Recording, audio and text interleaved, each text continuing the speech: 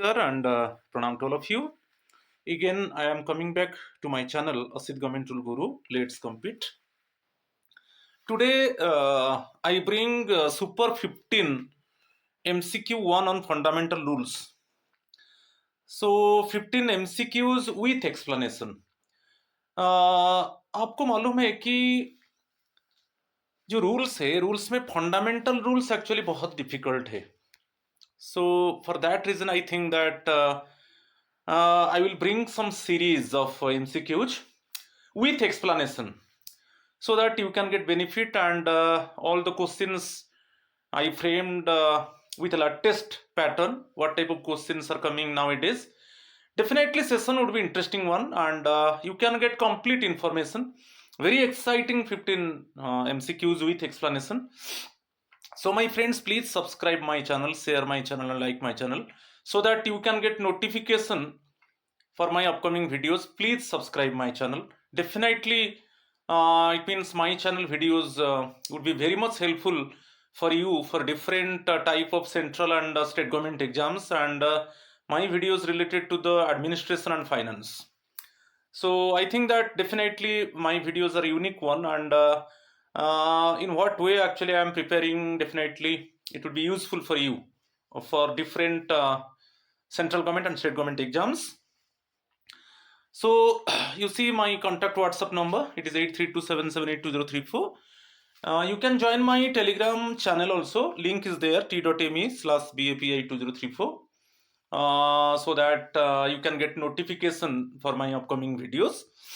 So now I am going to start Super 15 MCQ. It is series 1 related to the fundamental rules. You see question number 1. Under fundamental rule 7, no powers may be exercised or delegated under these rules except after consultation with the dash. 4 options are there: Department of Personnel and Training, Ministry of Home Affairs, Department of Administrative Reforms and Public Grievances, last one ministry of finance. जो fundamental rule 7 है उसमें clearly mention है कि जब delegation of power जब subordinate authority को दिया जाएगा तब किसका कंसल्टेशन चाहिए. ठीक है.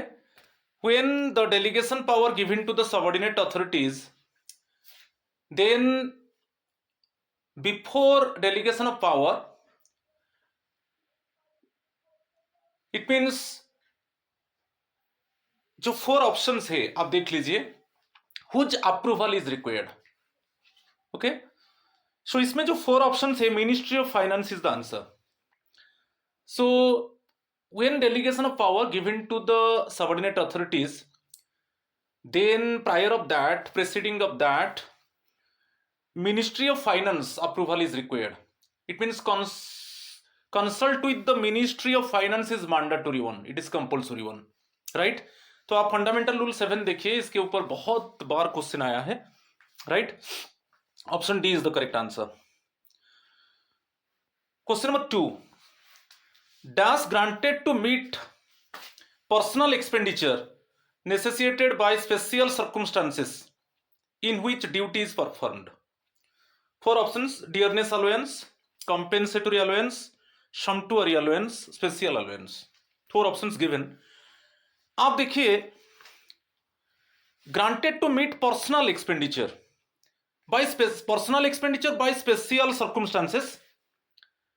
आप देखा होगा जो एक सिटी कॉम्पेंसेटरी अलाउंस मिलता है. ठीक है. Option B is the correct answer. मैं थोड़ा कॉम्पेंसेटरी अलाउंस के ऊपर बता देता हूं. जब हमारा पर्सनल एक्सपेंडिचर होता है इन स्पेशल सर्कमस्टांसेस, तब एक कॉम्पेंसेटरी अलाउंस मिलता है. आप देखा होगा सिटी कॉम्पेंसेटरी अलाउंस, सीसीए. इसमें क्या है,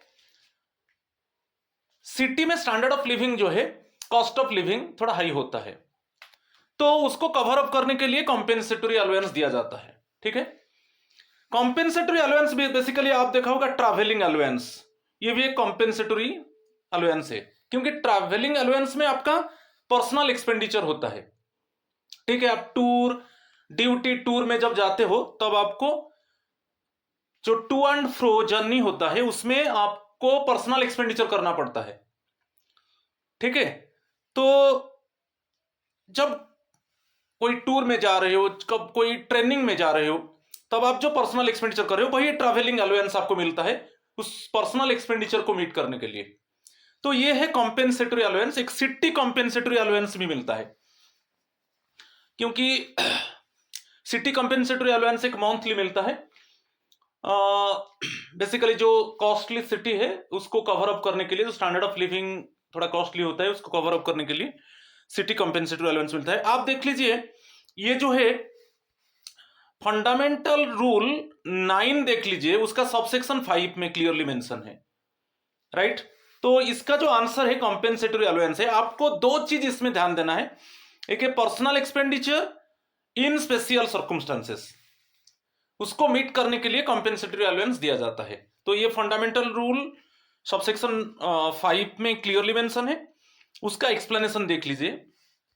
कॉम्पेंसेटरी अलाउंस में फर्स्ट बता दिया fundamental rule 9 subsection 5, allowance granted to meet personal expenditure necessitated by special circumstances in which duty is performed.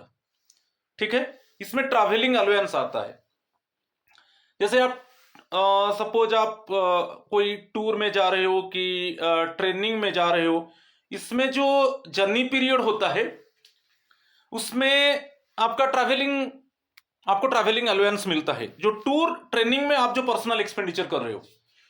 ठीक है, तो जो टू एंड फ्रो जर्नी है, ठीक है, उसमें जो ट्रैवलिंग अलाउंस है, तो ट्रैवलिंग अलाउंस कॉम्पेंसेटरी अलाउंस में इंक्लूड होता है। तो इसके ऊपर क्वेश्चन आता है, तो ध्यान देना है। बट डज नॉट इंक्लूड, इसमें देख लीजिए, but does not include sumptuary allowance. Sumptuary allowance के ऊपर मैं इसके बाद डिस्कस करूंगा। सम्पटुअरी अलाउंस क्या है, जो हायर ऑफिसर से उनको एक अलाउंस मिलता है फॉर एंटरटेनिंग गेस्ट, जो गेस्ट का एंटरटेन के लिए एक स्पेशल अलाउंस जो हायर ऑफिसर से उनको मिलता है, क्योंकि वो गेस्ट को एंटरटेन करने के लिए एक अलाउंस मिलता है, वो सम्पटुअरी है। मगर इसमें कॉम्पेंसेटरी अलाउंस में सम्पटुअरी अलाउंस एक्चुअली इंक्लूड नहीं होगा, ट्रैवलिंग अलाउंस। क्योंकि ट्रैवलिंग अलाउंस क्या है, स्पेशल सर्कमस्टांसेस में, जैसे हम टूर ट्रेनिंग पीरियड में जाते हैं, तब उस केस में जो जर्नी पीरियड में हमारा जो पर्सनल एक्सपेंडिचर होता है, ठीक है, तो उसको बेसिकली कवर अप करने के लिए कॉम्पेंसेटरी अलाउंस, इसीलिए ट्रैवलिंग अलाउंस कॉम्पेंसेटरी अलाउंस में इंक्लूड होगा। और एक चीज भी देख लीजिए, does not include sumptuary allowance nor the grant of free passage by sea to or from any place outside India. जो फ्री पैसेज मिलता है, जैसे आप grant of free passage by sea to or from any place outside India, ये भी compensatory allowance में include नहीं होगा। तो कॉम्पेंसेटरी अलाउंस आपको दो चीज ध्यान देना है, एक पर्सनल एक्सपेंडिचर आपका होता है स्पेशल सर्कमस्टांसेस में, और उसमें ट्रैवलिंग अलाउंस इंक्लूड होता है। ठीक है, तो बेसिकली जो सिटी कॉम्पेंसेटरी अलाउंस मिलता है वही है, आप एवरी डे आप ऑफिस जाते हो, जो टू एंड फ्रो जर्नी होता है, ठीक है, उसमें उसको कवर अप करने के लिए आपको कॉम्पेंसेटरी अलाउंस मंथली मिलता है, सिटी कॉम्पेंसेटरी अलाउंस। तो वही है, आप जो पर्सनल एक्सपेंडिचर करते हो स्पेशल सर्कमस्टांसेस में, मैं भी बताया ट्रैवलिंग बहुत इंपॉर्टेंट है, ट्रैवलिंग अलाउंस इंक्लूड होता है, वो ट्रैवलिंग अलाउंस वो कॉम्पेंसेटरी अलाउंस में इंक्लूड होगा, मगर सम्पटुअरी अलाउंस इंक्लूड नहीं होगा। ठीक है, तो इसको फंडामेंटल रूल 9 सबसेक्शन 5 में है, बहुत इंपॉर्टेंट है। इसमें थोड़ा मैं डिस्कस कर दिया सम्पटुअरी अलाउंस, अभी बताया था। ये जो अलाउंस है, जो हायर ऑफिसर से, जो हायर अथॉरिटीज है, उनको ये अलाउंस मिलता है to entertain the guest, to cover the expenses incurred on entertaining visitors. जो हायर अथॉरिटीज है, तो from different actually areas visitors are coming, तो उनके ऊपर जो एक्सपेंस, विजिटर्स जो आते हैं उनके ऊपर जो एक्सपेंस होता है, higher authorities actually they make expense on visitors, so उसके लिए उनको एक अलाउंस मिलता है, वो सम्पटुअरी अलाउंस, मगर ये कंपेंसेटरी अलाउंस में इंक्लूड नहीं होगा। ठीक है, समझ में आया? चलो नेक्स्ट क्वेश्चन देखेंगे, question number 3, fee does not include. ठीक है, फी के ऊपर दिया है, राइट। तो आपको बता देता हूं, आप फंडामेंटल रूल आप 6A कैपिटल ए इसको देख लीजिए। इसमें फी को डिफाइन किया गया है फंडामेंटल रूल 6A में। तो बेसिकली फी क्या होता है, जब आप कोई प्राइवेट बॉडी में कोई सर्विस देते हो, कि कोई लोकल बॉडी है, प्राइवेट बॉडी है, कि एनी पब्लिक सेक्टर अंडरटेकिंग है, उसमें आप सर्विस देते हो, मगर वो सर्विस से क्या है, आपका जो ऑफिशियल वर्क है, जो normal official work is not hampered, your usual official work is not hampered, आपका ऑफिशियल वर्क हैम्पर नहीं होगा, मगर उसके बाद आप कुछ सर्विस दे रहे हो कोई प्राइवेट सेक्टर में और कोई पब्लिक बॉडी में और कोई पब्लिक सेक्टर अंडरटेकिंग में, कोई ऑटोनोमस बॉडी में परमिशन लेके, तो वहां पे आपको फी मिलता है। और ये जो फी मिलेगा वो कंसोलिडेटेड फंड से नहीं मिलेगा। जैसे कंसोलिडेटेड फंड ऑफ इंडिया कि कंसोलिडेटेड फंड ऑफ स्टेट, कि आप यूनियन टेरिटरी में काम कर रहे हो तो consolidated fund of union territory. तो मैं फी के बारे में थोड़ा बताया, उसको डेफिनेशन आगे में डिस्कस करेंगे, ठीक है। तो बेसिकली आपको रिमेंबर करना है, ये जो फंडामेंटल रूल 6 कैपिटल ए है, उसमें क्लियरली मेंशन है फी के बारे में, जो डिफाइन किया गया है फी को, कि एक रिकरिंग पेमेंट है और नॉन रिकरिंग पेमेंट है, ठीक है, other than consolidated fund of India और कंसोलिडेटेड फंड ऑफ स्टेट और consolidated fund of union territories, ठीक है। मगर फी को थोड़ा मैं डिफाइन कर दिया कि आप कोई एक्स्ट्रा सर्विस दे रहे हो प्राइवेट सेक्टर में, पब्लिक बॉडी में, पब्लिक सेक्टर अंडरटेकिंग में, कि ऑटोनोमस बॉडी में परमिशन लेके, मगर आपका official work can not be hampered, आपका ऑफिशियल वर्क में कोई प्रॉब्लम नहीं होगा, तो आप फी कलेक्ट करते हो, ठीक है। तो इसमें दिया है फी डज नॉट इंक्लूड, इसमें जो 4 ऑप्शंस है फी में इंक्लूड नहीं होगा। Unearned income such as income from property, dividends and interest on securities, ये सब जब आप प्रॉपर्टी से आपका इनकम अर्न होता है, कि डिविडेंड से, कि जो सिक्योरिटीज से आपका इंटरेस्ट आप अर्न करते हो, ये सब फी में इंक्लूड नहीं होगा, ठीक है। Income from literary, artistic and cultural activities, कोई लिटरेरी एक्टिविटीज में आप इन्वॉल्व हो, उससे आपको कुछ पेमेंट मिलता है, कि कोई आर्टिस्टिक एक्टिविटीज, कल्चरल एक्टिविटीज, इसमें जो आपको पेमेंट किया जाता है वो फी में इंक्लूड नहीं होगा, याद रखना है। Literary, artistic and cultural activities. Scientific और टेक्नोलॉजिकल एफर्ट्स, कोई साइंटिफिक एक्टिविटीज, कोई टेक्नोलॉजिकल एक्टिविटीज में आप इन्वॉल्व हो, इसमें जो आपको कुछ पेमेंट होता है वो फी में इंक्लूड नहीं होगा, ये भी फी में इंक्लूड नहीं होगा। Similarly income from participation in sports activities as amateur, suppose आप एक प्रोफेशनल स्पोर्ट्समैन हो, तो आप कुछ स्पोर्ट्स एक्टिविटीज में आपका इन्वॉल्वमेंट होता है और आपको कुछ पेमेंट किया जाता है, वो भी फी में इंक्लूड नहीं होगा। देखिए चारों चीज फी में इंक्लूड नहीं होगा, तो आपको ध्यान देना है ऑन अर्न इनकम, और जो आप पेमेंट रिसीव कर रहे हो, बेसिकली लिटरेरी, आर्टिस्टिक की कल्चरल एक्टिविटीज, यानी साइंटिफिक एक्टिविटीज, टेक्नोलॉजिकल एक्टिविटीज, आज प्रोफेशनल स्पोर्ट्समैन, तो आप उससे सपोज आप कुछ पेमेंट रिसीव कर रहे हो, वो फी में इंक्लूड नहीं होगा, ये क्लियरली मेंशन है फंडामेंटल रूल 6A में, ठीक है। तो इसमें फी डज नॉट, तो ये चारों फी में इंक्लूड नहीं होगा, तो option C is the correct answer, ठीक है।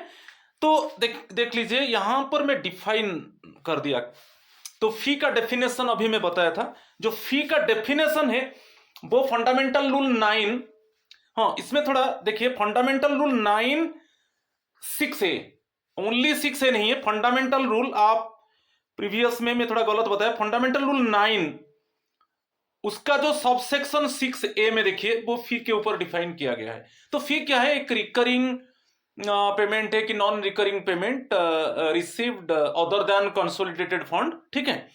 और मैं अभी थोड़ा फी को बताया था कि आप जो कोई सर्विस दे रहे हो और उसमें आपका ऑफिशियल वर्क हम पर नहीं हो रहा है, आपका official work is not affected, आप परमिशन लेके आप कुछ प्राइवेट बॉडी में कि पब्लिक सेक्टर अंडरटेकिंग में, कोई ऑटोनोमस बॉडी में आप सर्विस दे रहे हो, कि कोई ऐसा लोकल फंड है वहां पर आप सर्विस दे रहे हो, आपको जो अमाउंट मिल रहा है वही फी है, तो आप आपका डिपार्टमेंट का परमिशन लेके ये करते हो, क्योंकि इसमें आपको परमिशन मिल जाता है क्योंकि आपका ऑफिशियल वर्क यहाँ पर नहीं होता है, ठीक है।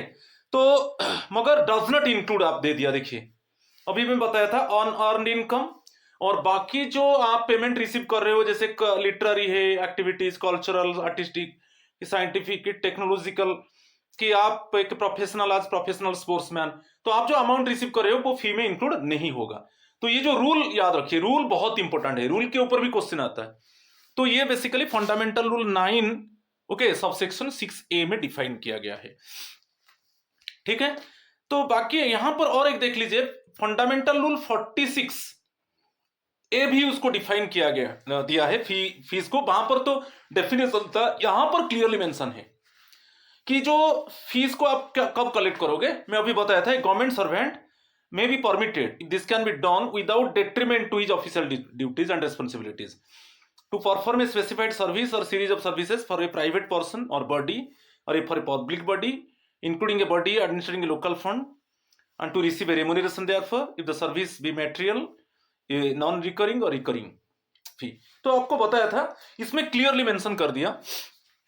तो आप कुछ एक्स्ट्रा सर्विस दे रहे हो, आपका डिपार्टमेंट का परमिशन लेके आप कोई प्राइवेट पर्सन को सर्विस दे रहे हो, प्राइवेट बॉडी को, कोई पब्लिक बॉडी को, कोई पब्लिक सेक्टर अंडरटेकिंग में और ऑटोनोमस बॉडी में, और उसमें आपका ऑफिशियल वर्क हम पर नहीं हो रहा है, आप एक्स्ट्रा टाइम देके वो सर्विस दे रहे हो, और उसमें जो अमाउंट रिसीव कर रहे हो जो रिकरिंग है कि नॉन रिकरिंग है, उसी को हम फी बोलेंगे। इसमें क्लियरली मेंशन कर दिया, इसको डिफाइन किया है फंडामेंटल रूल 46, उसका जो सबसेक्शन है ए, फर्स्ट बिट आप याद रखिए, ठीक है, क्लियर। नेक्स्ट क्वेश्चन नंबर 4 देख लीजिए, which of the below statements is और आर करेक्ट वन। आप करेक्ट स्टेटमेंट को डिटेक्ट करना है। यहां पर 3 स्टेटमेंट्स है। ये जो क्वेश्चन है ज्वाइनिंग टाइम के ऊपर है। First statement, joining time allowed to a government servant in which to join a new post or to travel to or from a station to which he is posted.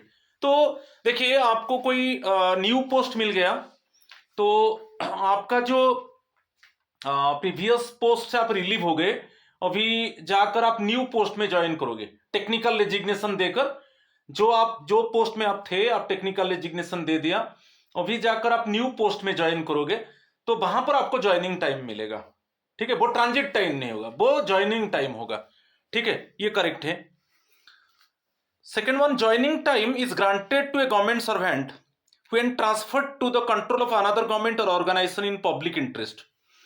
Joining time is granted to a government servant when transferred to the control of another government or organisation in public interest. Suppose public interest में आप कोई, suppose आप central government में थे, अभी आप state government में जाएंगे, टेक्निकल रेजिग्नेशन दे दिया सेंट्रल गवर्नमेंट में, आप स्टेट गवर्नमेंट को गया, कि आप स्टेट गवर्नमेंट में थे, उसमें टेक्निकल रेजिग्नेशन देकर स्टेट गवर्नमेंट, सेंट्रल गवर्नमेंट को जा रहे हो, कि आप सेंट्रल गवर्नमेंट में थे और कोई ऑर्गेनाइजेशन को जा रहे हो, तो इस केस में पब्लिक इंटरेस्ट में, तो इस केस में आपको ज्वाइनिंग टाइम मिलेगा, ठीक है, ये भी करेक्ट है, right. Third one, joining time is admissible in cases of transfer for a period not exceeding 180 days. ये ज्वाइनिंग टाइम नहीं होगा, क्योंकि आपको एक टेम्पोररी ट्रांसफर होता है, जब लेस देन 180 डेज आप टेम्पोररली आपका ट्रांसफर हुआ है, कोई आप ट्रेनिंग में चला गया, कोई ड्यूटी में चला गया, ठीक है, less than 180 days, less than 180 days जो है वो टेम्पोररी ट्रांसफर है, तो उसमें ज्वाइनिंग टाइम नहीं मिलेगा, क्योंकि टेम्पोररी ट्रांसफर है। Less than 180 days means temporary transfer, यदि 180 डेज से ज्यादा होगा तो वो ज्वाइनिंग टाइम मिलेगा, आपको याद रखना है। मगर लेस देन 180 डेज हम मानते हैं कि टेम्पोररी ट्रांसफर है, इसमें ज्वाइनिंग टाइम नहीं मिलेगा, उसमें ट्रांजिट टाइम मिलेगा। तो थर्ड वन गलत है, वो ज्वाइनिंग टाइम नहीं मिलेगा लेस देन 180 डेज, ठीक है। तो इसमें करेक्ट पूछा है फर्स्ट 2 स्टेटमेंट्स करेक्ट वन, तो option B is the correct one. आप ज्वाइनिंग टाइम 1979 आप देख लीजिए, मेरा ज्वाइनिंग टाइम का वीडियो पड़ा है, ठीक है। तो जब आप कोई न्यू पोस्ट को ज्वाइन करने के लिए जा रहे हो, आपका ओल्ड पोस्ट आप टेक्निकल रेजिग्नेशन देकर आप न्यू पोस्ट को ज्वाइन करने के लिए जा रहे हो, वहां पर ज्वाइनिंग टाइम मिलेगा। और कोई एक गवर्नमेंट से और एक गवर्नमेंट को जाते हो, और कोई सपोज गवर्नमेंट से आप कोई ऑर्गेनाइजेशन को जा रहे हो, और टेक्निकल रेजिग्नेशन देकर वहां पर भी ज्वाइनिंग टाइम मिलेगा, ठीक है। और आपका सपोज ट्रांसफर हो गया मोर देन 180 डेज, तब joining time, but less than 180 days जैसे टेम्पोररी ट्रांसफर है, आप ट्रेनिंग में चले गए, आप कोई ड्यूटी में चले गए, वो सब टेम्पोररी ट्रांसफर है। लेस देन 180 डेज तब आपको ट्रांजिट टाइम, वो ज्वाइनिंग टाइम नहीं होगा, ठीक है। तो थर्ड ऑप्शन जो है करेक्ट नहीं है, first two option are correct one, ठीक है। Option B is the correct answer, ठीक है। चलो क्वेश्चन नंबर 5, यहां पर एक लीन के ऊपर दिया है। Lien means the dash of a government servant to hold on regular basis either immediately or on the termination of a period or periods of absence a post including a tenure post to which he has been appointed on regular basis and on which he is not on probation। तो आप लीन के ऊपर ये जो definition है, आप fundamental rule 9 उसका sub section 13 को चले जाइए, लीन का डेफिनेशन है। तो बेसिकली लीन यहां पर जो ऑप्शन है, lien means the dash right post title batch. Actually आप देख लीजिए फंडामेंटल रूल 9 अंडर सबसेक्शन 13 में लीन मीन्स द टाइटल, ये एक टाइटल है। आप देखिए, आप जिस पोस्ट में काम कर रहे हो उस पोस्ट के ऊपर लीन है, उस पोस्ट में और किसी को अपॉइंटमेंट नहीं दिया जाएगा। जैसे आप लीव में हो, जैसे देखिए आप लीव में हो, आपके पोस्ट के ऊपर लीन रहेगा, क्योंकि वो पोस्ट को हम नहीं मानेंगे कि और किसको लाके, आप लीव में हो तो वो पोस्ट में और किसको ज्वाइन करा देंगे, नहीं होगा, ठीक है। कि आप सस्पेंडेड है, सपोज सस्पेंशन टाइम में ये नहीं मानेंगे, सस्पेंशन टाइम में आपका पोस्ट के ऊपर लीन होगा। सस्पेंशन मीन्स एक टेम्पोररी टाइम के लिए है, आपके ऊपर डिसिप्लिनरी प्रोसीडिंग चल रहा है। ये नहीं है कि आप सस्पेंडेड हो गए तो आपको आपका पोस्ट में और किसको अपॉइंटमेंट दे दिया जाएगा, ऐसा नहीं, ठीक है, क्योंकि वो एक टेम्पोररी मैटर है और डिसिप्लिनरी प्रोसीडिंग चल रहा है। तो ये लीव है कि सस्पेंशन है कि आप अभी ड्यूटी में हो, कि आप ज्वाइनिंग टाइम, ये इसमें ज्वाइनिंग टाइम क्या है, जैसे आपका ट्रांसफर हो गया, क्योंकि एक हेडक्वार्टर से और एक हेडक्वार्टर, तो वो जब ट्रांसफर हुआ, जो जिस हेडक्वार्टर में आप थे वहां से रिलीव हो गए, तो आपको थोड़ा टाइम लगेगा जाकर न्यू हेडक्वार्टर में ज्वाइन करने के लिए, वहां पर ज्वाइनिंग टाइम मिलता है, तो वहां पर भी आपका पोस्ट के ऊपर लीन रहेगा, ठीक है। वो आपका ऐसा नहीं है कि आपका पोस्ट के ऊपर और किसको अपॉइंटमेंट दे दिया जाएगा। तो आपको याद रखना है, ज्वाइनिंग टाइम है कि आप लीव में हो, कि आप सस्पेंडेड हो, कि आप अभी ड्यूटी में हो, तो आपका पोस्ट के ऊपर लीन रहेगा मीन्स आपका पोस्ट में और किसको अपॉइंटमेंट नहीं दिया जाएगा, ठीक है। तो लीन एक टाइटल है, ठीक है। मगर मजा बात है इसमें तो option C is the correct answer. मगर इसमें आपको याद रखना है, जब प्रोबेशन पीरियड में, तो बेसिकली सेंट्रल गवर्नमेंट में जो प्रोबेशन पीरियड 2 इयर्स होता है, प्रोबेशन पीरियड में in during the probation period your higher authority actually observe what you, okay, and whether actually you are fit for the post or not, whether you are doing the work in a satisfactory manner or not। तो probation period में यदि आपका job को आप justify नहीं कर रहे हो, आपका वर्क सेटिस्फैक्टरी नहीं है, तो आपका प्रोबेशन क्लियर नहीं होगा, आप समझ रहे कि नहीं, तो आपको टर्मिनेट भी किया जा सकता है। तो प्रोबेशन पीरियड में लीन नहीं रहेगा, क्योंकि प्रोबेशन पीरियड में यदि आपका सर्विस सेटिस्फैक्टरी नहीं होता है, कि आप आपका सर्विस को जस्टिफाई नहीं कर रहे हो, तो आपको टर्मिनेट कर दिया जाएगा। तो टर्मिनेशन मींस आपका पोस्ट को टर्मिनेट होने के बाद ऑटोमेटिकली वैकेंट होगा, ठीक है। तो उसमें आपके पोस्ट के ऊपर लीन नहीं रहेगा। लीन का मतलब वही है कि आपका पोस्ट के ऊपर और किसको अपॉइंटमेंट नहीं दिया जाएगा, ठीक है। तो अच्छे से समझाया। तो अभी थोड़ा एक्सप्लेनेशन हम देखेंगे। तो यहां पर जो option C, lien means the title, और फंडामेंटल रूल आप देख लीजिए 9 सबसेक्शन 13 में इसका डेफिनेशन दिया गया है। अभी देखेंगे उसके ऊपर। देखिए यहां पर क्लियरली मेंशन है, वही चीज है, फंडामेंटल रूल 9 सबसेक्शन 13, ये लीन का डेफिनेशन है। तो यहां पर क्लियरली मेंशन कर दिया, लीन एक टाइटल है, ठीक है। मगर आपका प्रोबेशन टाइम में लीन, आपके पोस्ट के ऊपर लीन नहीं रहेगा, क्योंकि प्रोबेशन मींस प्रोबेशन पीरियड में आपका जो जॉब है वो टेम्पररी है। प्रोबेशन पीरियड में आपका जॉब जो है वो टेम्पोररी है। टेम्पोररी मीन्स यदि आप सेटिस्फैक्टरीली काम नहीं करोगे तो आपका जॉब जा सकता है। तो आपका जॉब जाएगा मीन्स आपका पोस्ट में और किसको अपॉइंटमेंट दे दिया जाएगा। ठीक है, तो प्रोबेशन पीरियड में लीन नहीं रहेगा। अदरवाइज आप ड्यूटी है कि लीव है कि सस्पेंशन टाइम में कि ज्वाइनिंग टाइम में, इस केस में आपका पोस्ट के ऊपर लीन रहेगा, तो उसी टाइम में आपका पोस्ट के ऊपर और किसको अपॉइंटमेंट नहीं दिया जाएगा। तो अभी हम देखेंगे एक फंडामेंटल रूल 13 देखेंगे। देखिए कहां पर हम लीन रिटर्न करेंगे और कहां पर आप लीन को रिटर्न नहीं कर सकते। ठीक है, तो ये रूल को याद रखिए, फंडामेंटल रूल 13 देखिए, रिटर्न द लीन, किस टाइम में आपका पोस्ट के ऊपर और किसको अपॉइंटमेंट नहीं दिया जाएगा। अब देख लीजिए फर्स्ट वन, ड्यूटीज। आप एज यूजुअल आपका पोस्ट के ऊपर ड्यूटी कर रहे हो तो वहां उसके ऊपर लीन रहेगा और किसको अपॉइंटमेंट नहीं दिया जाएगा। जैसे आप फॉरेन सर्विस, जैसे फॉरेन सर्विस में बेसिकली 5 ईयर्स होता है। ये जो फॉरेन सर्विस होता है वो 5 ईयर्स जनरली होता है, नॉर्मली होता है, और एक्सटेंशन होकर अप टू 7 ईयर्स नहीं।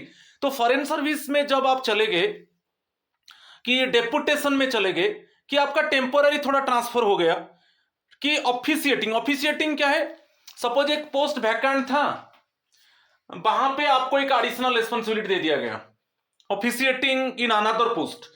सपोज एक पोस्ट वैकेंट था तो वहां पे जाके आप काम कर रहे हो कि सपोज कोई एम्प्लॉय लीव में है, लॉन्ग लीव में है, उसका पोस्ट में आप जाकर काम कर रहे हो, तो आपका पेरेंट पोस्ट के ऊपर लीन रहेगा, आपका पेरेंट पोस्ट के ऊपर और किसको अपॉइंटमेंट नहीं दिया जाएगा। तो आप याद रखिए कि जो फॉरेन सर्विस में टेम्पोररी पीरियड के लिए आप एक डिपार्टमेंट को जा रहे हो, तो जिसको हम बोरोइंग डिपार्टमेंट बोलते हैं, और डेपुटेशन में जा रहे हो और आपका टेम्पोररी ट्रांसफर हो रहा है कि आप एक ऑफिशिएटिंग पोस्ट में जा रहे हो। ऑफिशिएटिंग पोस्ट में अभी बताया कोई मींस पोस्ट जो वैकेंट है कि सपोज वो पोस्ट में कोई लॉन्ग लीव में है और आप टेम्पोररी पीरियड के लिए वहां पर जाकर काम करोगे, तो आपका पेरेंट पोस्ट के ऊपर लीन रहेगा, आपका पेरेंट पोस्ट के ऊपर और किसको अपॉइंटमेंट नहीं दिया जाएगा। ठीक है, अभी मैं बताया था ज्वाइनिंग टाइम, जैसे आपका ट्रांसफर हो रहा है, ठीक है, एक हेडक्वार्टर से और एक हेडक्वार्टर कि one post to another post public interest में, not request transfer, public interest में जैसे आपका ट्रांसफर हो रहा है one headquarter to another headquarter, कि आपका ट्रांसफर हो रहा है one post to another post. ठीक है, तो इस केस में जो ज्वाइनिंग टाइम होता है, क्योंकि आप जो जर्नी पीरियड आपका रहेगा, ज्वाइनिंग टाइम आप जानते हो कि suppose less than 1000 kilometre distance है तो आपको 10 डेज ज्वाइनिंग टाइम मिलेगा। आप एयर में ट्रैवल कर रहे हो न्यू हेडक्वार्टर को तो मैक्सिमम 12 डेज ऐसा है। आप मेरा ज्वाइनिंग टाइम का वीडियो देखिए, तो ज्वाइनिंग टाइम में आपका पोस्ट के ऊपर लीन रहेगा। लीव टाइम में आप लीव में हो, आपका पोस्ट के ऊपर लीन रहेगा। सस्पेंशन टाइम में, सस्पेंशन एक टेम्पोररी एक्चुअली टेम्पोररीली एक्चुअली वो इम्पोज होता है। ठीक है, तो सस्पेंशन टाइम में भी आपका पोस्ट के ऊपर लीन रहेगा। तो ये जो पॉइंट्स आप देख लीजिए, इस सभी में आपका पोस्ट के ऊपर लीन रहेगा और किसको अपॉइंटमेंट नहीं दिया जाएगा। ठीक है, समझ में आ गया। तो फंडामेंटल रूल 13 में क्लियरली मेंशन है रिटेन द लीन, ये रिटेन द लीन, आप रूल को याद रखिए। और इसमें दिया है कि 2 ऐसा स्टेटमेंट आप देख लीजिए जिसमें आप लीन को रिटेन नहीं कर सकते। जैसे आपका एक ऑब्जर्वेशन हो गया, जैसे where a government servant has proceeded on in immediate observation basis to a post or service outside his service cadre or post in the government from the date of observation. ठीक है, तो ये इसके ऊपर एक क्वेश्चन में किया था प्रीवियस मेरा वीडियो में, तो ऑब्जर्वेशन याद रखिए। और सेकंड में जैसे आप फॉरेन सर्विस में चले गए कि डेपुटेशन में चले गए और वो बियॉन्ड द मैक्सिमम लिमिट, मैं हमें लिमिट बताया था कि आप जब जाओगे तो 5 ईयर्स होता है नॉर्मली और बाकी एक्सटेंशन होकर 7 ईयर्स होगा। इसका बियॉन्ड चला जाएगा तो ऑटोमेटिकली आपका पोस्ट के ऊपर लीन नहीं रहेगा। ठीक है, तो ये दोनों स्टेटमेंट देखिए, एक ऑब्जर्वेशन है और एक है जो फॉरेन सर्विस और डेपुटेशन बियॉन्ड द लिमिट। ठीक है, ये दोनों केस में आप लीन को रिटर्न नहीं कर सकते। दोनों स्टेटमेंट को याद रखिए, क्योंकि आजकल जो क्वेश्चन आ रहे correct and whether the following statements correct one or not, incorrect one or not, that type of questions are coming, right. तो कहां पर रिटेन करेंगे लीन को और कहां पर रिटेन नहीं करेंगे, ये फंडामेंटल रूल 13 में क्लियरली मेंशन है। ठीक है, क्वेश्चन नंबर 6 देखेंगे। A government servant dash in a post when he performs the duties of a post on which another person holds a लीन।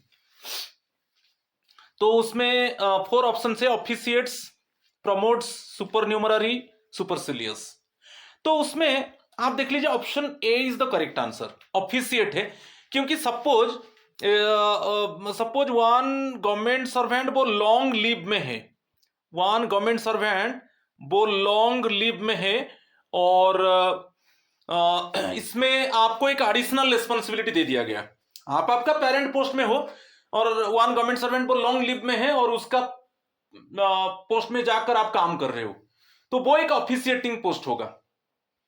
ठीक है, एक एडिशनल रिस्पॉन्सिबिलिटी आपको दे दिया जाएगा। कि ये भी हो सकता है, आप देख लीजिए सपोज वो एक पोस्ट वैकेंट है, one post is vacant one. जब वैकेंट है तब आपको वो एक एडिशनल रिस्पॉन्सिबिलिटी दे दिया गया कि आप जाइए उस पोस्ट का रिस्पॉन्सिबिलिटी लीजिए। तो ये सब क्या है, ऑफिशिएट से। तो एक government servant officiates in a post. ठीक है, तो जब सपोज लॉन्ग लीव में है तो अभी आप जाकर उस जगह में आप काम कर रहे हो, उसका जब लीव खत्म हो जाएगा आप वो हटा दिया जाएगा। ठीक है, वैसा ही कोई पोस्ट वैकेंट है और आपको एडिशनल रिस्पॉन्सिबिलिटी दे दिया गया, आप जाकर वो वैकेंट पोस्ट में काम कर रहे हो, जब न्यूली अपॉइंटमेंट हो जाएगा फिर वो जो एडिशनल रिस्पॉन्सिबिलिटी था वो ऑटोमेटिकली डिस्कार्ड कर दिया जाएगा। ठीक है, तो ये है, ये option A is the correct answer. और ऑफिशिएट्स के ऊपर आप फंडामेंटल रूल 9 सबसेक्शन 19 देखिए, इसमें ऑफिशिएटिंग पोस्ट के ऊपर डिफाइन किया गया है। तो अभी हम उसका थोड़ा आप देख लीजिए। फंडामेंटल रूल सबसेक्शन 19 में a government servant officiates in a post when he performs the duties of a post on which another person holds a lien. The central government may, if he thinks fit, appoint a government servant to officiate in a vacant post on which no other government servant holds a lien. तो ये है, मैं अभी बताया था, suppose कोई long leave में है, एक गवर्नमेंट सर्वेंट वो लॉन्ग लीव में है। ठीक है, लॉन्ग लीव में है मीन्स सपोज पर्सन ए ये लॉन्ग लीव में है, तो लॉन्ग लीव में है मीन्स जो पर्सन ए का पोस्ट के ऊपर उसका लीन है। ठीक है, उस पोस्ट के ऊपर और किसको अपॉइंटमेंट नहीं दिया जाएगा, मगर लॉन्ग लीव में है तो और एक गवर्नमेंट एम्प्लॉय को ये आपका पोस्ट का रिस्पॉन्सिबिलिटी दे दिया जाएगा। ठीक है, पर्सन बी को दे दिया जाएगा, वो पर्सन बी आके अभी ए का पोस्ट के ऊपर काम करेगा, क्योंकि अभी जो एम्प्लॉय ए है वो लॉन्ग लीव में है। ठीक है, जब उसका लीव खत्म हो जाएगा तब आपको जो एडिशनल रिस्पॉन्सिबिलिटी एम्प्लॉय बी को दिया गया था हटा दिया जाएगा। कि सपोज, और एक एग्जांपल मैं बता रहा हूं, सपोज एक पोस्ट वैकेंट है, वैकेंट पोस्ट है मीन्स लीन नहीं है, वो अपॉइंटमेंट दिया जाएगा फ्यूचर में। तो वो वैकेंट पोस्ट में सपोज आपको एक एडिशनल रिस्पॉन्सिबिलिटी, आपका पोस्ट है, आपका जो सब्सटेंटिव पोस्ट है, आपको भी एक एडिशनल रिस्पॉन्सिबिलिटी दे दिया गया, एक वैकेंट पोस्ट था, तो वो वही ऑफिशिएट से जब वो वैकेंट पोस्ट को फुलफिल इट मींस फिल कर दिया जाएगा, बस जो एडिशनल रिस्पॉन्सिबिलिटी आपको दिया गया था तो उसको हटा दिया जाएगा। ठीक है, क्लियर। तो फंडामेंटल रूल 9 सबसेक्शन 19 में ये मेंशन है। ठीक है, क्वेश्चन नंबर 7 में देखेंगे, पे means the amount drawn monthly by government servant आज। तो 5 ऑप्शंस गिवन, पे granted in view of his personal qualifications which has been sanctioned for a post held by him substantively or in an officiating capacity or to which he is entitled by reason of his position in a cadre, includes special pay and personal pay but not overseas pay, includes overseas pay, special pay and personal pay, any other emoluments which may be specially classed as pay by the president, non inclusion of overseas pay, special pay and personal pay। तो इसमें देख लीजिए जो यहां पर पूछा है कि पे मीन्स जो आप जो पे ड्रॉ कर रहे हो उसमें क्या इंक्लूड होगा, मैं टिक लगा देता हूं फर्स्ट वन। ठीक है, थर्ड वन है ओवरसीज पे, स्पेशल पे, पर्सनल पे, वो भी पे में इंक्लूड होता है। और एक एमोलूमेंट्स है जो ऑनरेबल प्रेसिडेंट अलाउ करते हैं कि वो पे में इंक्लूड होगा। ठीक है, ये तीनों चीज, मगर ये इंक्लूड नहीं होगा। देखिए स्टेटमेंट 2 नहीं होगा और स्टेटमेंट 5 नहीं होगा। ठीक है, इसमें पे देखिए, पे में क्या है, आपको एक बेसिक पे मिलता है। फर्स्ट पे एक बेसिक पे मिलता है नॉर्मली। ठीक है, आपका जो बेसिक पे है, आपका जो क्वालिफिकेशन है कि आपका जो जो पोस्ट में आप जो काम कर रहे हो उसका जो रिस्पॉन्सिबिलिटी है उसके हिसाब से आपको एक बेसिक पे है। तो उसमें क्या क्या इंक्लूड होगा पे में। नेक्स्ट एक ओवरसीज पे है। ओवरसीज पे क्या है, जैसे आपको आउटसाइड ऑफ द कंट्री आपको पोस्टिंग दे दिया गया, ओके, अब्रोड में आपको पोस्टिंग दिया गया, तो उसमें एक पे आपको मिलेगा, वो ओवरसीज पे है, तो ओवरसीज पे भी इंक्लूड होगा। नेक्स्ट वन स्पेशल पे। अच्छा, स्पेशल पे क्या है ना, स्पेशल पे जब एक डिफिकल्ट वर्क आप कर रहे हो, स्पेशल पे क्या है, आप एक डिफिकल्ट वर्क कर रहे हो, आर्डुअस वर्क, डिफिकल्ट वर्क आप कर रहे हो, तो उसमें आपको एक स्पेशल पे मिलेगा। और एक है कोई एडिशनल रिस्पॉन्सिबिलिटी आपको दे दिया जाएगा, कोई एक एडिशनल रिस्पॉन्सिबिलिटी दे दिया जाएगा, तब उस केस में आपको एक स्पेशल पे मिलेगा। ठीक है, वो भी इंक्लूड है। नेक्स्ट वन पर्सनल पे। पर्सनल पे क्या है, सपोज आपका कोई पे एनोमली है, सपोज आपके ऊपर कोई पेन डिसिप्लिनरी प्रोसीडिंग चल रहा था, आप सपोज सस्पेंडेड थे, आपको सबसिस्टेंस अलाउंस मिल रहा था, आप री इंस्टेट, ऑटोमेटिकली क्या हुआ कि अभी डिसिप्लिनरी प्रोसीडिंग टर्मिनेट हो गया। ठीक है, कि इसमें क्या है, सपोज डिसिप्लिनरी प्रोसीडिंग में आपको डिसमिस कर दिया गया, मगर आप अपील और रिव्यू में आपको री इंस्टेट कर दिया गया, तो उसमें आपका पे एंड अलाउंसेस को फिक्स किया जाएगा, क्योंकि जो सस्पेंशन पीरियड था, कि जो अब्सेंस पीरियड था, उसमें तो आपको पे एंड अलाउंसेस मिलेगा ना, क्योंकि आपको डिसमिस कर दिया गया, कि रिमूव कर दिया गया, कि कंपल्सरी रिटायर्ड कर दिया गया, फिर आप अपील किए कि रिव्यू किए, और जो डिसमिसल, रिमूवल और कंपल्सरी रिटायरमेंट का पेनल्टी इंपोज था उसको सेट असाइड कर दिया गया, तो आपको री इंस्टेट कर दिया गया। तो सस्पेंशन पीरियड, अब्सेंस पीरियड, उसमें आपका पे रिवाइज होगा ना। सपोज इस तरीके का केस में, सपोज पे रिवीजन में यदि कुछ अनोमली रहता है, उसको कवर अप करने के लिए पर्सनल पे दिया जाता है। ठीक है, और एक है इसमें ऐड होता है कि ऑनरेबल प्रेसिडेंट, ठीक है, वो एक एमोलूमेंट्स को वो पे में वो ऑर्डर देते हैं कि ये जो पर्टिकुलर एमोलूमेंट है वो पे में ऐड होगा। Any other emoluments which may be specially classed as pay by the president, the honourable president उसको डायरेक्शन देंगे कि ये एमोलूमेंट्स पे में इंक्लूड होगा, तो ये सब आ जाएगा पे में इंक्लूड होगा। ठीक है, अभी उसको हम डिफाइन करेंगे। तो उसमें फर्स्ट है आपका बेसिक पे, जो फर्स्ट स्टेटमेंट है, और थर्ड स्टेटमेंट ओवरसीज पे, स्पेशल पे, पर्सनल पे, वो भी पे में इंक्लूड होगा। और एक जो emoluments actually basically according to the order of the honourable president, one emolument को भी पे में इंक्लूड किया जाएगा। ठीक है, तो यहां पर जो ऑप्शन है, ऑप्शन 1, ऑप्शन 3, ऑप्शन 4, ये एक्चुअली पे में इंक्लूड होगा। ठीक है, तो 1, 3, 4 जो है करेक्ट आंसर है। इट मीन्स यहां पर option A is the correct answer. ठीक है, क्लियर। तो इसमें देख लीजिए आप, बहुत इंपॉर्टेंट है जो रूल, ये बहुत इंपॉर्टेंट है, आप देख लीजिए फंडामेंटल रूल 9, उसका सबसेक्शन 21 और 21 का फर्स्ट बीट ए देखिए, क्योंकि उसमें अदर जो बीट्स है, बीट बी, बीट सी, वो डिलीटेड, उसको डिलीट कर दिया गया है।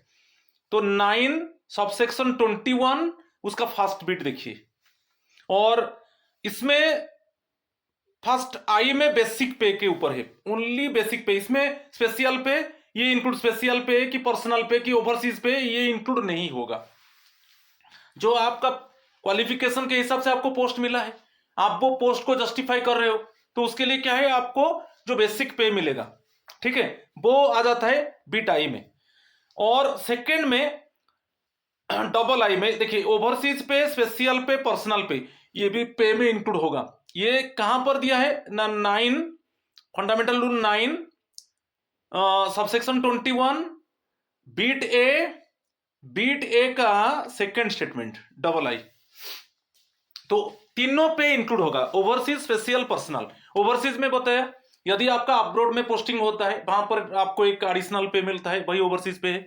स्पेशल पे बताया, स्पेशल पे में दो चीज है, कोई arduous work, suppose you involve yourself in any some difficult work, कि suppose you carry any additional responsibility, तो उसमें स्पेशल पे मिलता है। और पर्सनल पे, सपोज पे रिवीजन में कुछ अनोमली हुआ, उसको कवर अप करने के लिए आपको एक पर्सनल पे दिया गया, ठीक है, तो ये इंक्लूड होता है। और एक है, आप देख लीजिए next one, fundamental rule 9 subsection 21, उसका तो फर्स्ट बीट है, बीट ए, उसका थर्ड बीट देख लीजिए, ठीक है। इसमें ऑनरेबल प्रेसिडेंट ने ऑर्डर दिया कि ये जो पर्टिकुलर एमोलुमेंट है वो पे में इंक्लूड होगा।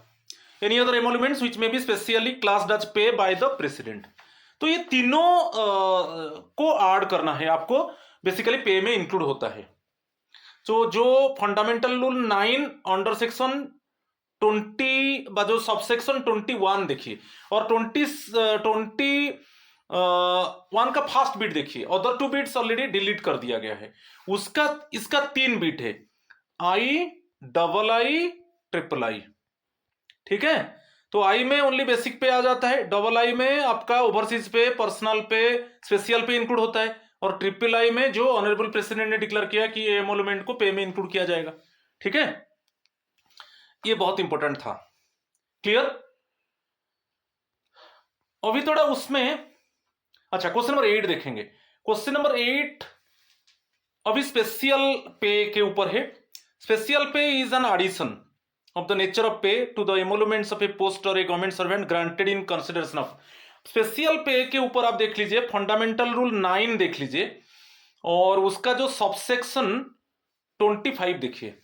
अभी मैं स्पेशल पे बताया था, जो आपका बेसिक पे है उसमें ये स्पेशल पे ऐड होगा। कब होगा ना, जब आप एक डिफिकल्ट वर्क कर रहे हो, ओके, आपका जो वर्क है वो डिफिकल्ट है, थोड़ा arduous in nature, difficult in nature.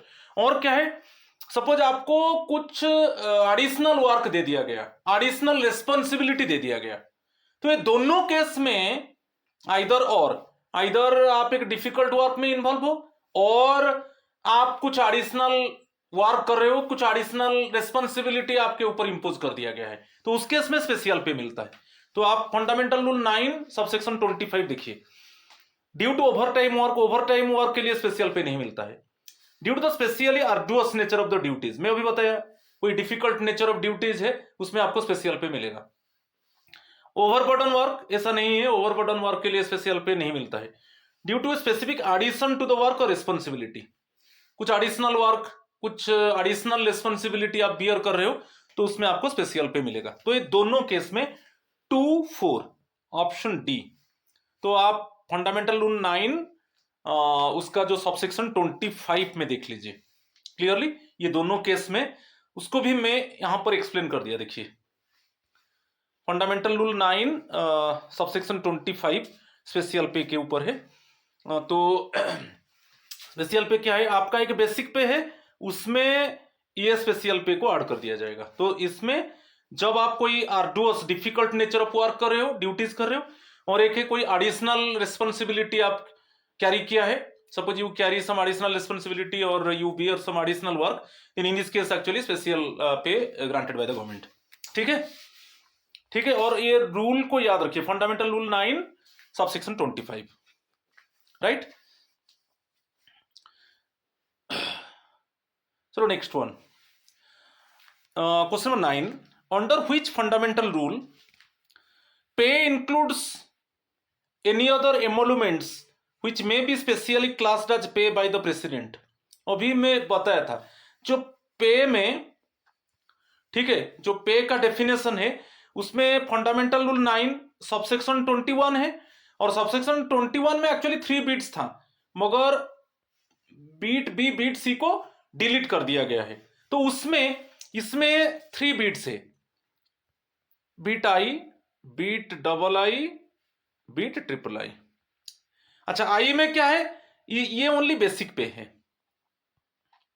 Double आई में ओवरसीज पे है, स्पेशल पे है और पर्सनल पे है, ठीक है। और ट्रिपल आई में ऑनरेबल प्रेसिडेंट ने, ऑनरेबल प्रेसिडेंट वो ऑर्डर देंगे कि ये पर्टिकुलर टाइप ऑफ एमोलुमेंट को पे में इंक्लूड किया जाएगा।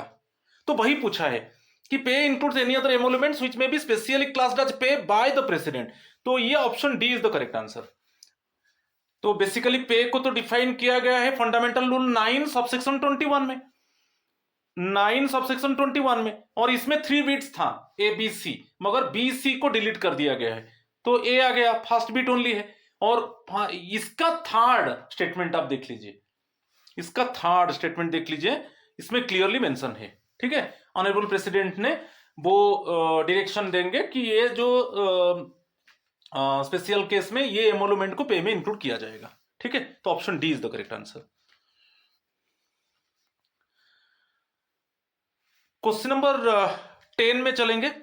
एक सब्सटेंटिव पे है, सब्सटेंटिव पे आप फंडामेंटल रूल 9 सबसेक्शन 28 जाकर देखिए। सबसे फंडामेंटल रूल 9 बहुत इंपॉर्टेंट है, क्योंकि उसमें जो उसका जो सबसेक्शन है, each and every subsection is important one. तो उसमें फंडामेंटल रूल 9 सबसेक्शन 28 में सब्सटेंटिव पे को डिफाइन किया गया है। इसमें दिया है इंक्लूड्स स्पेशल पे, पर्सनल पे कि एमोलुमेंट्स व्हिच में B specially classed as pay by the president, overseas पे। आपको याद रखना है ये कोई भी जो सिंपली पे में ये स्पेशल, ये सब सब्सटेंटिव पे में इंक्लूड नहीं होगा। ये सब क्या है, पे में इंक्लूड था, ये सब ओनली पे में इंक्लूड था, मगर सब्सटेंटिव पे में ये कोई भी इंक्लूड नहीं होगा।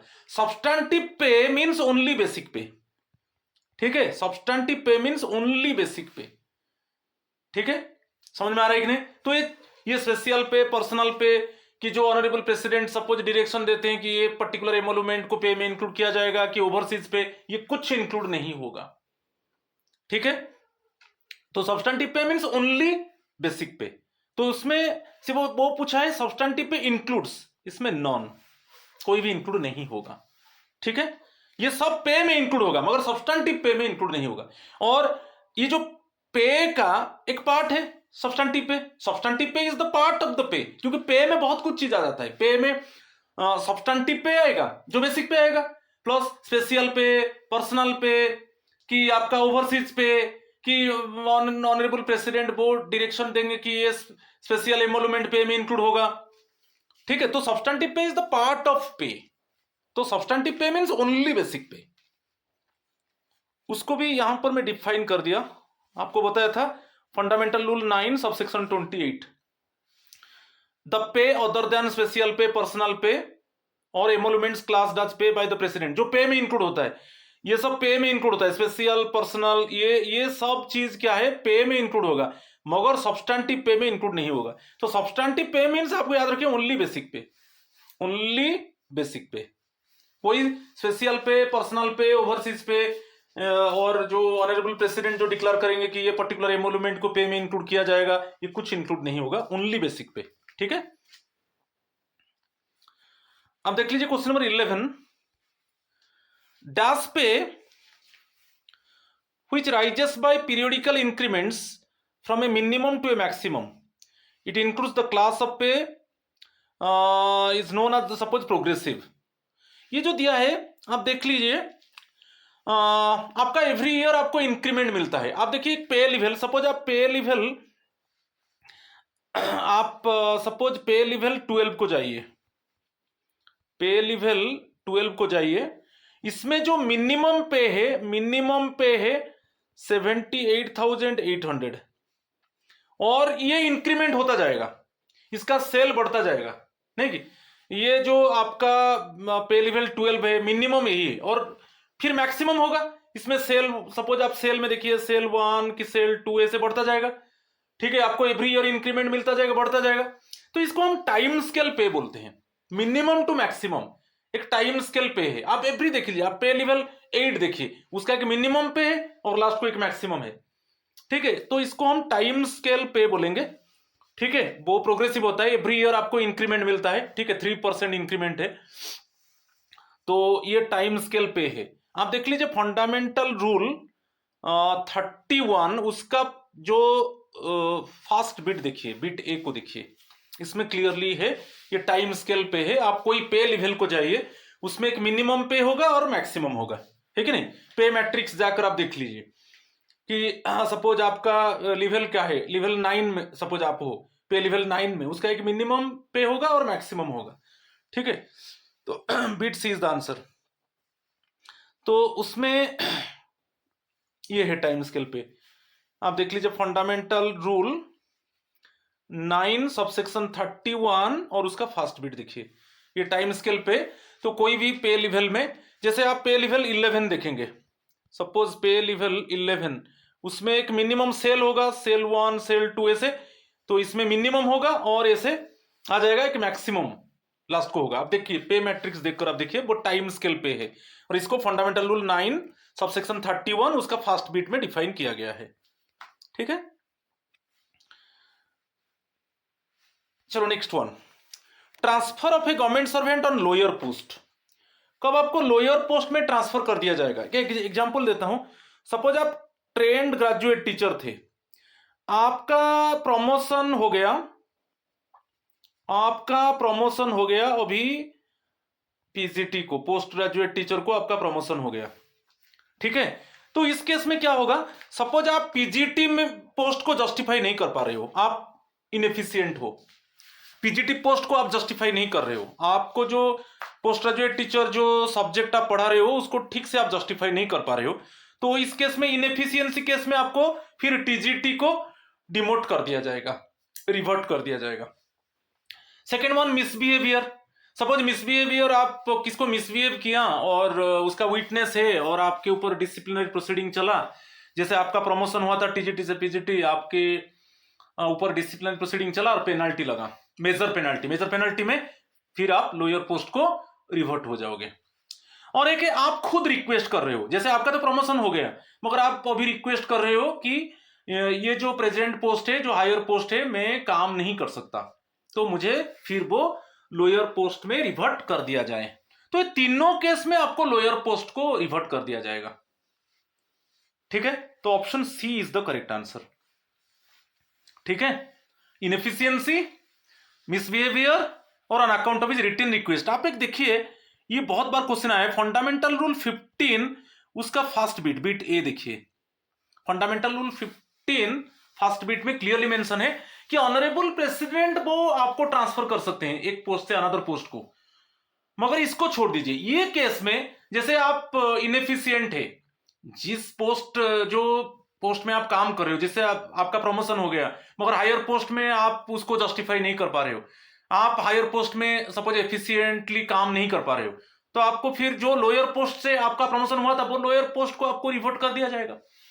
कि कोई मेजर पेनल्टी लगा, किसको मिसबिहेव किया, मेजर पेनल्टी लगा, और उसमें आपको आपका प्रमोशन हो जाता लोअर टू हायर पोस्ट को, तो ऑटोमेटिकली आपका लोअर पोस्ट को आपको डिमोट कर दिया जाएगा। और आप खुद रिटन रिक्वेस्ट दे दिया, आपका जो हेड ऑफ द डिपार्टमेंट है, कि आपका जो अपॉइंटिंग अथॉरिटी है, कि मैं जो अभी हायर पोस्ट में काम कर रहा हूँ उसमें जस्टिफाई नहीं कर पा रहा हूँ और मेरा जो लोअर पोस्ट था उसमें आप मुझे रिवर्ट कर दिया जाए। तो उसमें क्लियरली मेंशन है फंडामेंटल रूल 15 उसका फास्ट बीट, बीट ए देख लीजिए, ठीक है। तो इसमें तीनों केस में लोअर पोस्ट को रिवर्ट कर दिया जाएगा, ठीक है। उसमें आप देख लीजिए यहां पर, इसे normally fundamental rule 15 beat A क्या बोलता है कि ऑनरेबल प्रेसिडेंट चाहेंगे तो वो आपको ट्रांसफर कर सकते हैं, मगर ऐसा एक्सेप्शनल केस है जिसमें इनएफिशिएंसी, मिसबिहेव और रिटन रिक्वेस्ट में आपको लोअर पोस्ट को डिमोट कर दिया जाएगा, ठीक है। तो वही दिया है, the president may transfer government servant from one post to another provided that except, इसको छोड़िए, ये जो केस है कि ऑनरेबल प्रेसिडेंट चाहेंगे तो वो वन पोस्ट से अनदर पोस्ट को आपको ट्रांसफर कर सकते हैं, मगर ये केस में जो है इनएफिशिएंसी, मिसबिहेवियर और रिटन रिक्वेस्ट, इसको छोड़कर, तो इस केस में ऑटोमेटिकली आपका रिवर्ट आपको लोअर पोस्ट में डिमोट कर दिया जाएगा, ठीक है।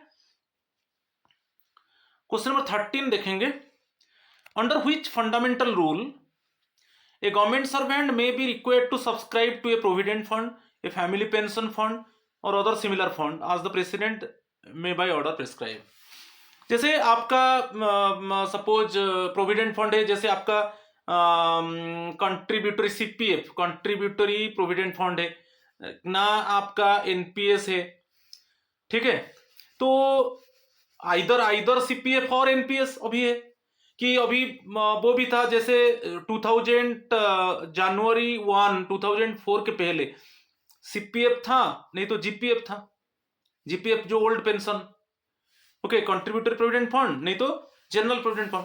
तो ये केस में जो ऑनरेबल प्रेसिडेंट ऑर्डर करते हैं, जैसे आपका फैमिली पेंशन ये जीपीएफ में मिलता है और एनपीएस में भी पेंशन है मगर वो जीपीएफ की तरह नहीं है। तो ये सब केस एक्चुअली आप देखेंगे फंडामेंटल रूल 16 जो ऑनरेबल प्रेसिडेंट ऑर्डर करते हैं, तो उसमें आपका आइदर सीपीएफ और एनपीएस नहीं, आइदर सीपीएफ और एनपीएस और आइदर सीपीएफ और जीपीएफ, जीपीएफ में ओल्ड पेंशन है, ठीक है। तो ये फंडामेंटल रूल 16, ये बहुत बार भी क्वेश्चन आया है, आप उसको देख लीजिए, ठीक है। चलो क्वेश्चन नंबर 14 को चलेंगे। क्वेश्चन नंबर 14 में हमको इनकरेक्ट स्टेटमेंट को देखना है, ठीक है, इनकरेक्ट स्टेटमेंट को देखना है। फर्स्ट स्टेटमेंट है an officer shall begin to draw the pay and allowances attached to his tenure of a post with effect from the date when he assumes the duties of that post.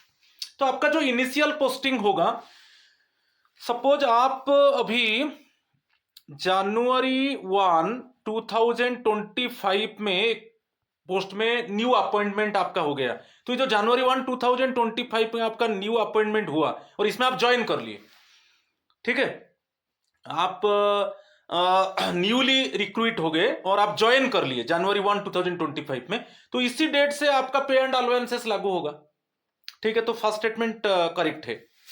जिस date में आप join कर रहे हो, आपका जो new appointment में जिस डेट में आप ज्वाइन कर रहे हो उसी डेट से आपका पे एंड अलाउंसेस लागू होगा। Second one, an officer who is absent from duty without any authority shall be entitled to any pay and allowances for first month during the period of such absence। ये correct नहीं है। देखिए, suppose unauthorized absence, आप जो competent authority है आप उनका permission नहीं लिया, एब्सेंट हो गए, तो वो अनऑथराइज एब्सेंस हो गया, तो उसमें आपको पे एंड अलाउंसेस नहीं मिलेगा। मगर यहां पर दिया है फर्स्ट 1 मंथ के लिए मिलेगा, ऐसा नहीं। आप अनऑथराइज एब्सेंस मींस आप जो कॉम्पिटेंट अथॉरिटी है उसका परमिशन नहीं लिया, आप एब्सेंट हो गए, तो वो अनऑथराइज एब्सेंस हो गया। अनऑथराइज एब्सेंस में आपको पे एंड अलाउंसेस नहीं मिलेगा।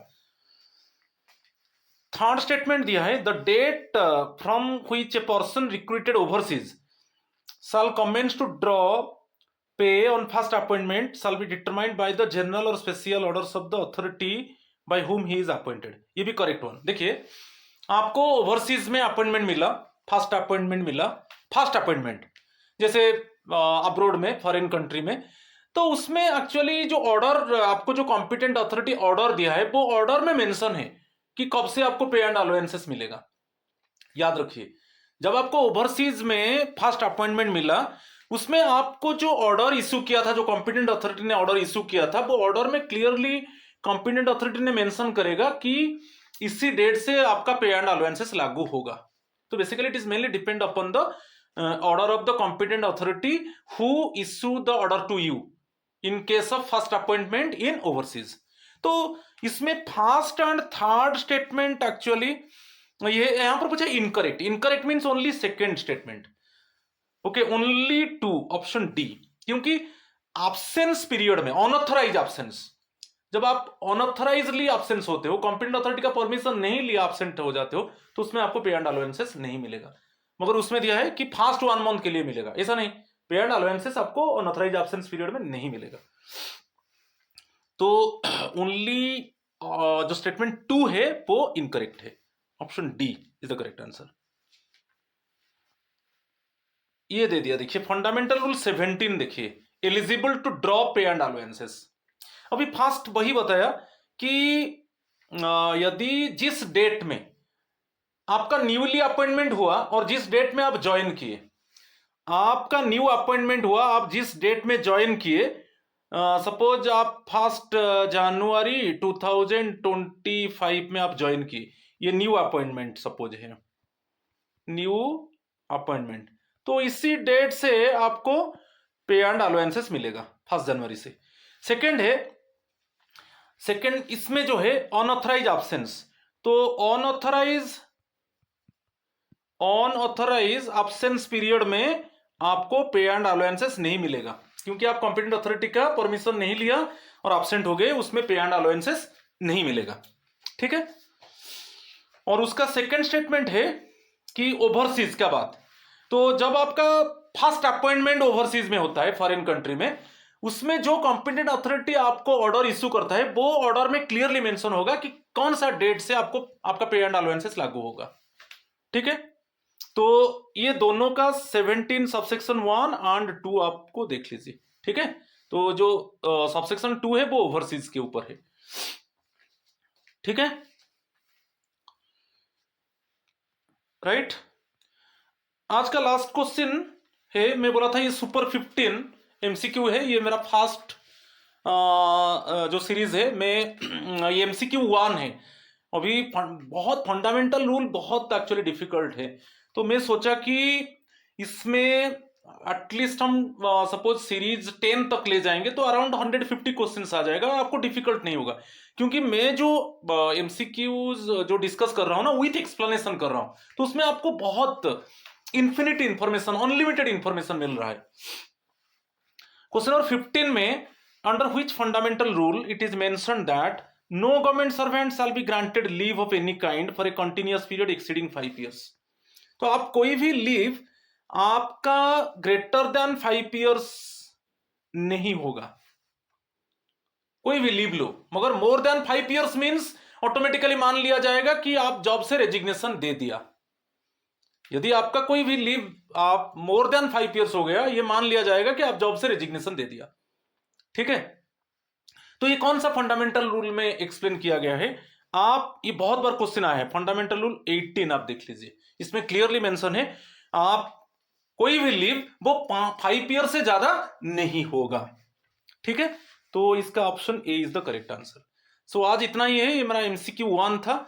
Again just you wait for MCQ 2, so within short while I will upload MCQ 2 super 15 MCQ 2 related to the fundamental rules, so just wait it. Today I have discussed 15 MCQs with explanation.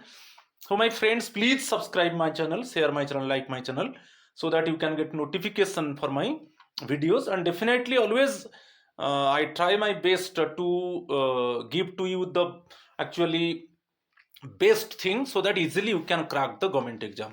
सो आज इतना ही है, thank you और नमस्कार।